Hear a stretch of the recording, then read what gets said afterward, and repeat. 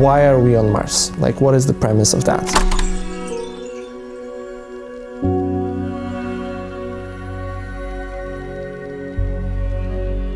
We think we find a quite interesting niche, which is between the exact near future of the missions that you have now with SpaceX or Jeff Bezos's and NASA endeavors, and then the world of science fiction, which shows, you know, space travel in time, wormholes, and all these things which are which you don't know how to explain, but they happen. To give it some rationale, we thought that at the end, we are on Mars and in the solar system to save Earth.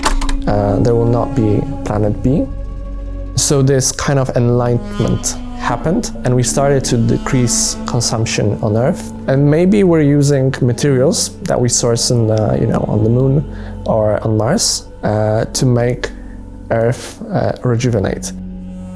Secondly, we found it interesting to just address the ambition that humanity has in being an interstellar civilization.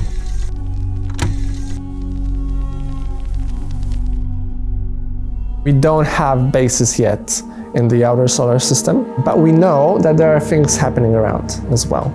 And then we think, how do we make a living in the metaverse world on Mars fulfilling?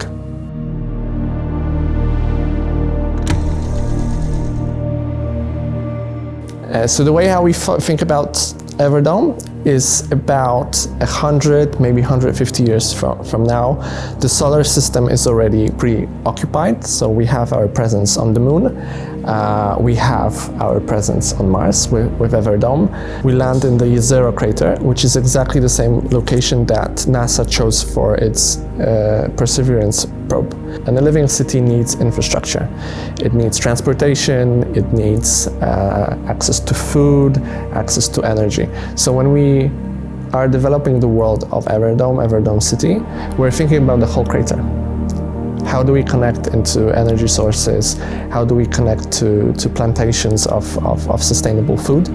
And it's super exciting because we have a white canvas, we have the map of the crater, we have its geological structures, and then that's what concept artists and writers do. They fill that up.